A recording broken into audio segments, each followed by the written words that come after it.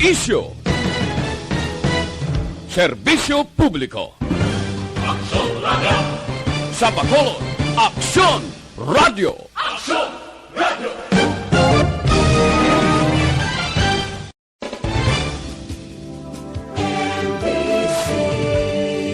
Manila Broadcasting Company. Sa balita. Komentaryo. Isyo. Serbisyo publiko. Aksyon Radio! Sa Bacolod, Aksyon Radio. Aksyon Radio!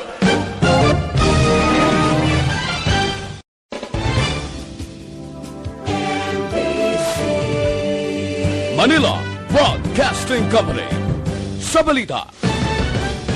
Komentaryo. Isyo. Balita Evening Edition. Magadulong sa inyo sang mga nagapanguna ng balita lokal, national, international, sports, kag entertainment. Aksyon!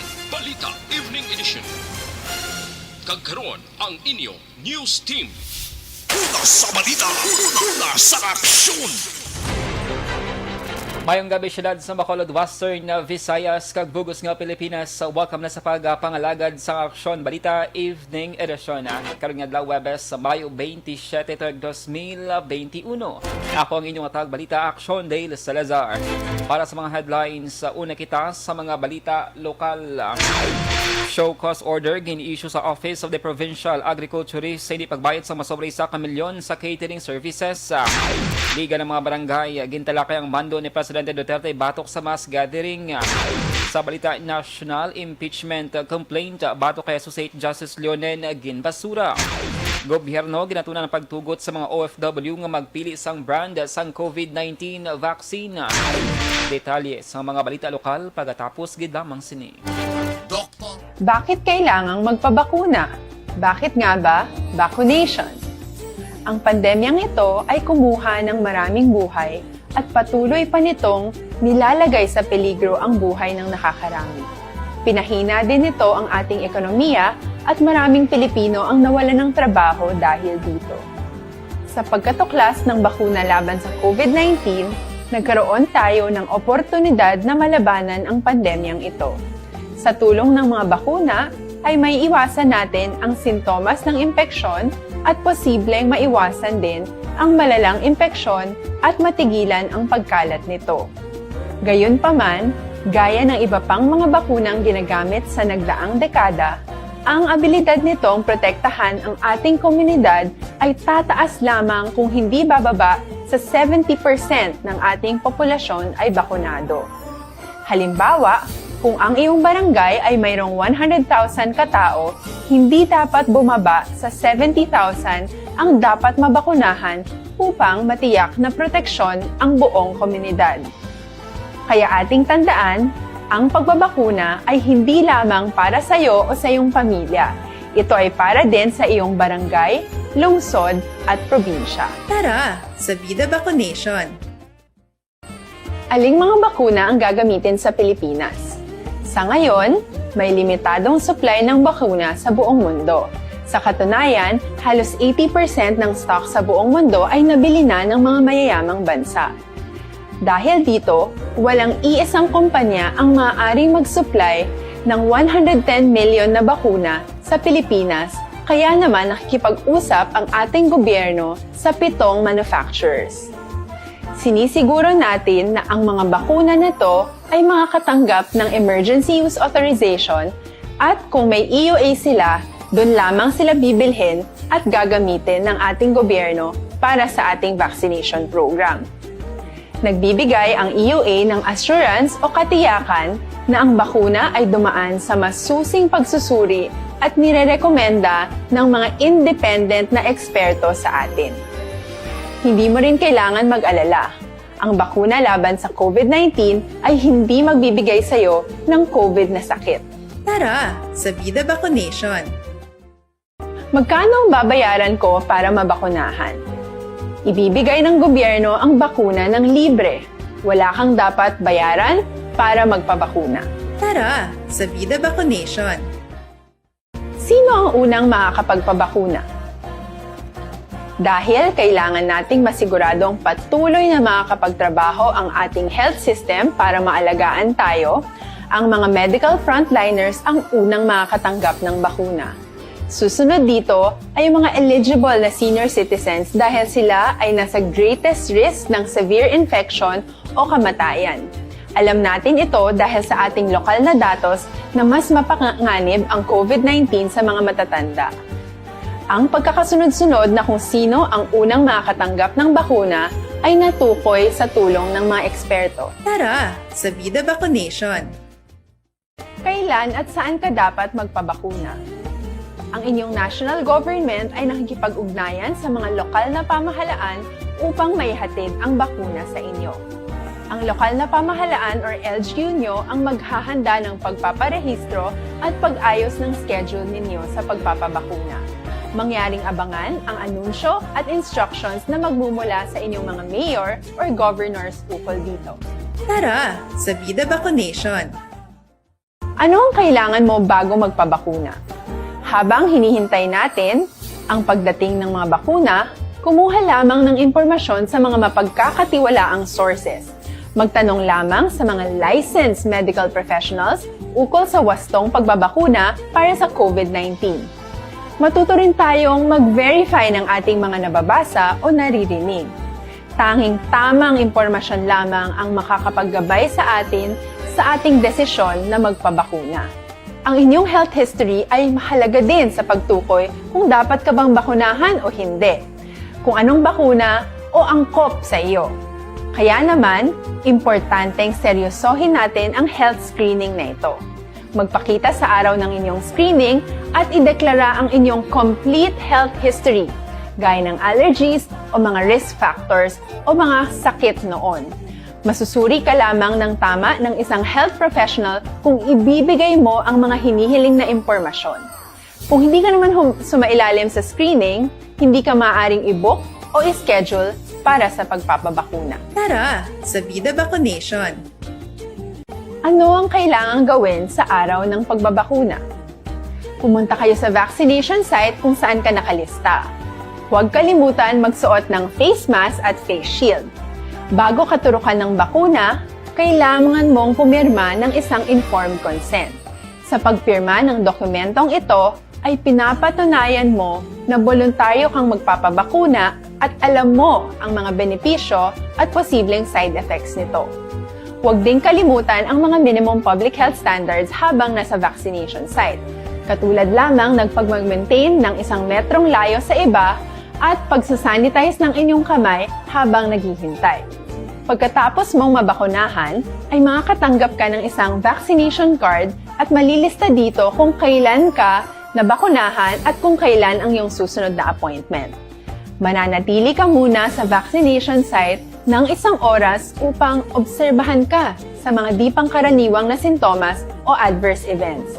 At dahil importante sa amin ang inyong kaligtasan, ay patuloy kang babantayan sa susunod na 1 taon or 12 months. Tara, sa Vida Vaccination!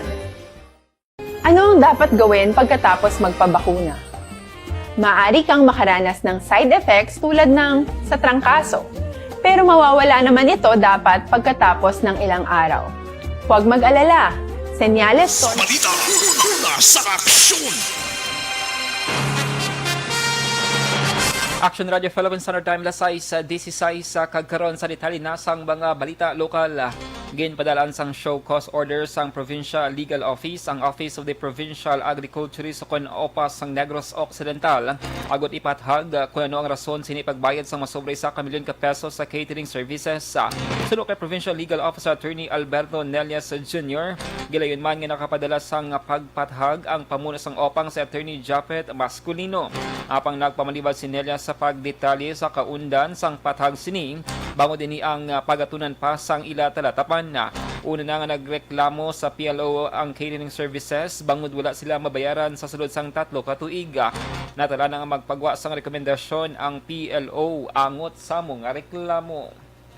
Actually, may pag-umantangan na show cause ang provincial agriculturist, si Attorney Japet Masculino. Basically, show cause pa nga lang na siya, so he already submitted this explanation, but this is for alleged delays lang pag sa... Nabata ng tingog ni Provincial Legal Officer Attorney Nelia sa langin kabahin sang agenda sa pagsinapol sang Liga ng mga Barangay sa siyudad sa Bacolod subong adlaw ang pagtalakay sa mando ang ginapapanaog ni Presidente Rodrigo Duterte angot sa issue sang mass gathering. Suno kay Gonzales, kinahanglanon na sang tagsa ka mga punong barangay ang kooperasyon sang publiko para malikawan ang padayon nga pagtaas ang kaso sang COVID-19 bangod sa mga problema. Suno kay Gonzales, wala nagkulang sa pagpatuman sa nagakaigong nga health protocol ang tagsa ka mga barangay kapitan sa ilan na tungdan nga mga lugar. Apang hindi malikawan nga mayara sa gihapon sang padayon nga nagapasaway.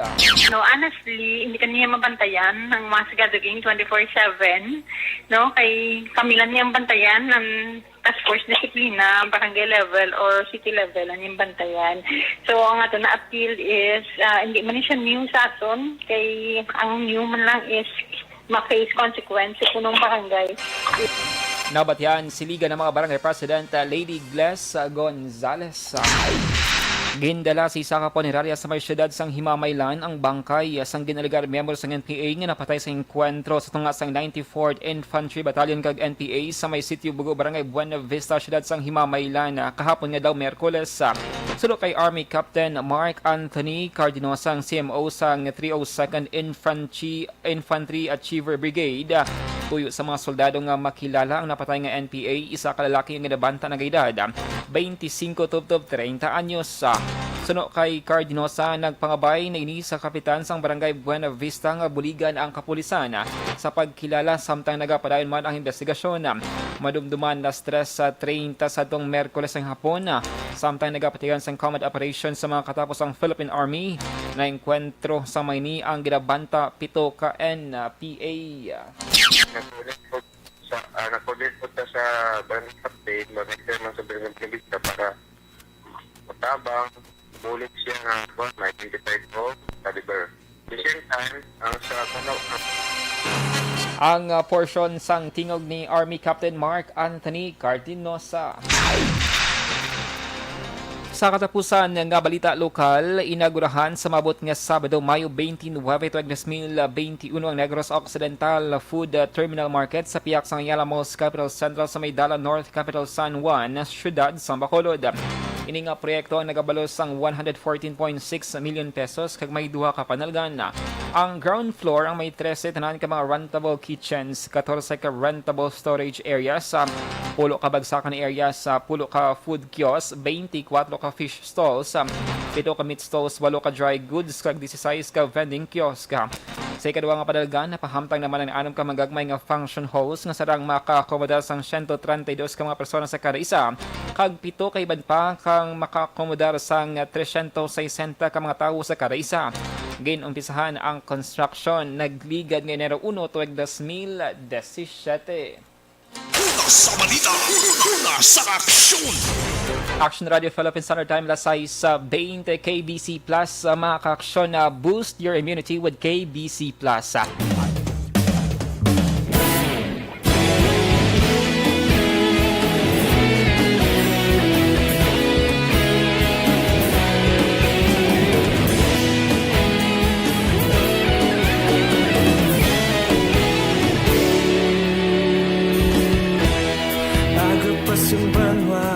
Mabugaw nga hangin nagadapyan na ikaw nang ginapamatian namon ginasandigan.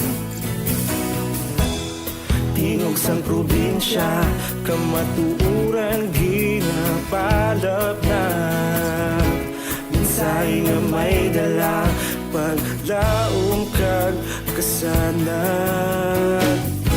Tinuig na nagligan, ikaw gihapon ang ako nga istasyon sa paghudlak sang adlaw sa pagtuhaw sang biton. Mga balita nga dala inspirasyon, Aksyon Radio, Bacolod man sa gihapon. Padayon Aksyon Radio, Bacolod saludo sa imo. Padayon Aksyon Radio, salamat isa pagserbisyo. Patas ka balanse, matuod na mensahe, wala sang ginagaang pilihan. Aksyon Radio.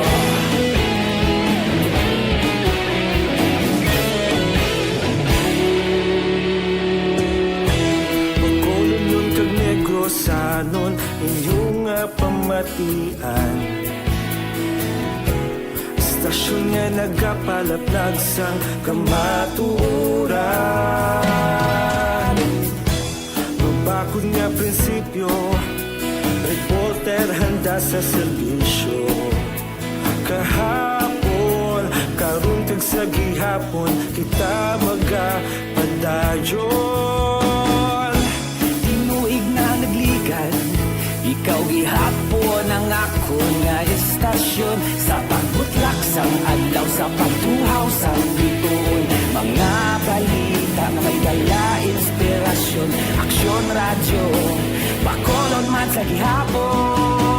Padayon Aksyon Radio, bakolon saludo sa imo. Padayon Aksyon Radio, salamat kit sa pagserbisyo. Patas kag balanse, matuod na mensahe, wala sa ginadampikan. Padayon Aksyon Radio. Una sa balita, una sa aksyon, sa Bacolod Aksyon Radio. Una sa balita, una sa aksyon, sa Bacolod Aksyon Radio. Kita ulog na na'y Saan ang mga kahintangan, responsable na pagbalita, pagdayo na ipalaknan. Malasig pero sigurado, aksyon na may dalagang palanggan.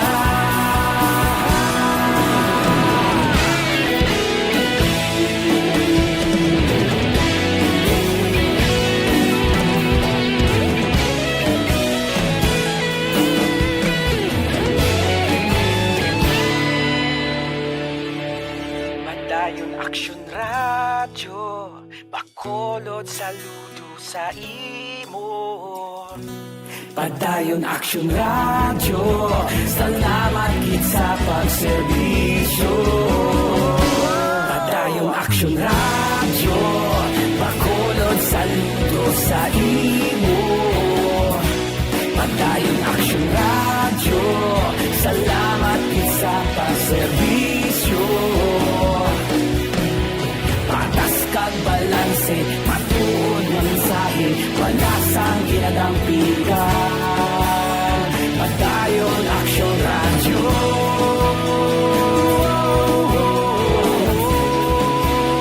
Padayon Aksyon Radio.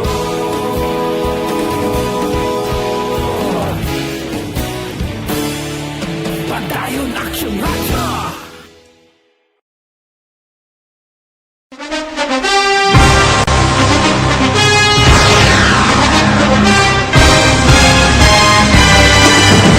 Mga balita nga una nabatian, mga impormasyon nga nakaapekto sa pagpangabuhi sang tanan, drama nga nagahatag kabuhi sa istorya sang paglaom, paghigugma kag pagpasimpalan, serbisyo nga makatalandog balatyagon kag nagbunga sang pagsanyog, istasyon sang tanan sa sulod na sang 51 katuig, istasyon nga hindi kamupag kalipatan. Pito ka mga kongresista, isa ka gobernador ang araw sa nagkulist sa pedaya pamangkot to nagligad para pamaninga linaw wagay sa ngalan wala naman nga maglapit na lang ang eleksyon pagwa. Sakit lang kung kays nga katapos ang media nga mag-report lang sa senaryo kabisan mahatagan kamo tsansa nga makapalayag sa inyo hibubunot batok sa pulis. Kaya kontra wala niya tsansa mo, nagpasarhag na ang kamera, wala ang ila counterpart sa Senado, nagpabungol-bungol. Kamuda daw ga pinagusto lang sa kamera, insulto sa Senado. Una sa balita, una sa aksyon, sa Bacolod Aksyon Radio.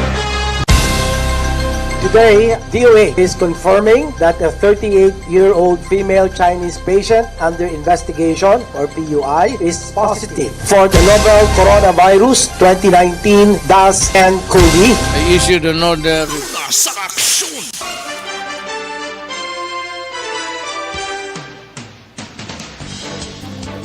Philippine Standard Time, 6:27 kagaron sa detalye nasang balita nasyonal.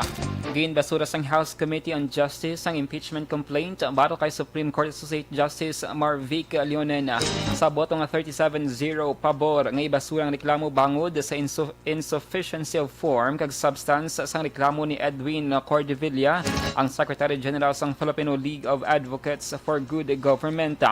Sa hearing gin-question kung nga photocopies lang ang gin-sumeter nga mga dokumento para suportahan ang reklamo, rason nga makabig nga hearsay ang mga aligasyon bangod sa kakulang sa personal knowledge.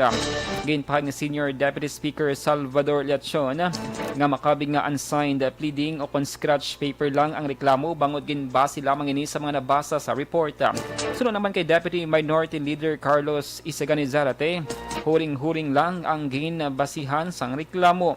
Agud madeklarar nga sufficient inform ang reklamo, dapat mayara sang personal knowledge ang nagreklamo kag dapat na verify kag na endorso sang isa ka mamalidha.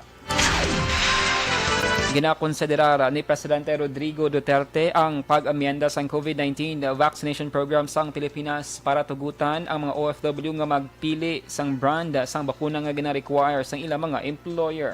Sulod kay Presidential Spokesman Harry Roque, ini sa karon ang ginatun-an kag mayara na sang basis sa sining nga pangabaya.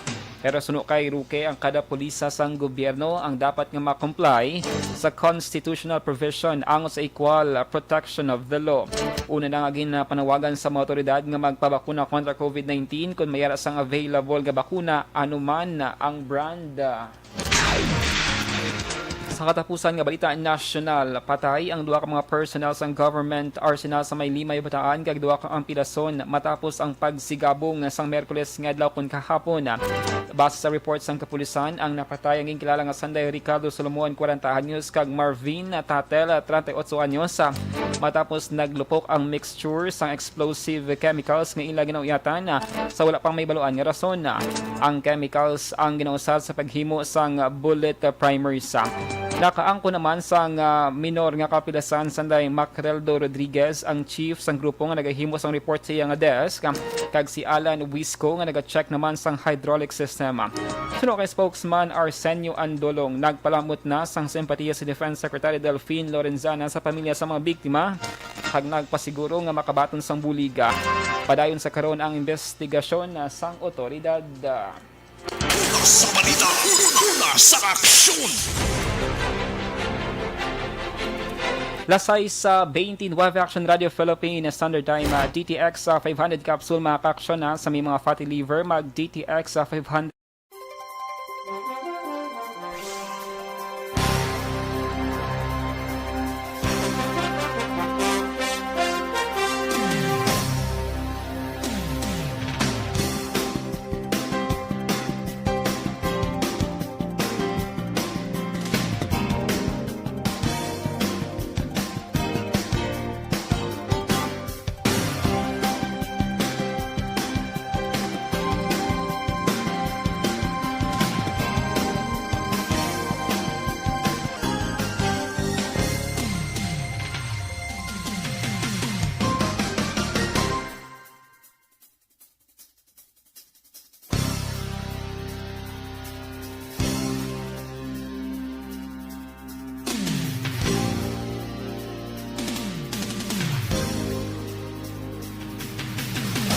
Sa 31 Aksyon Radio Philippines Standard Time, inyo nabatian ang kabugusan ng mga balita sa Aksyon Balita Evening Edition.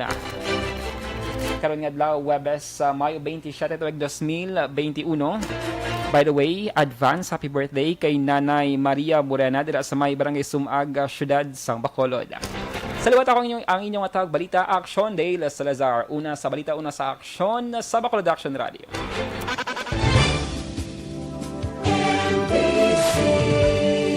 Manila Broadcasting Company. Sa balita, komentaryo, isyu, serbisyo publiko. Aksyon Radio! Sa Bacolod, Aksyon Radio!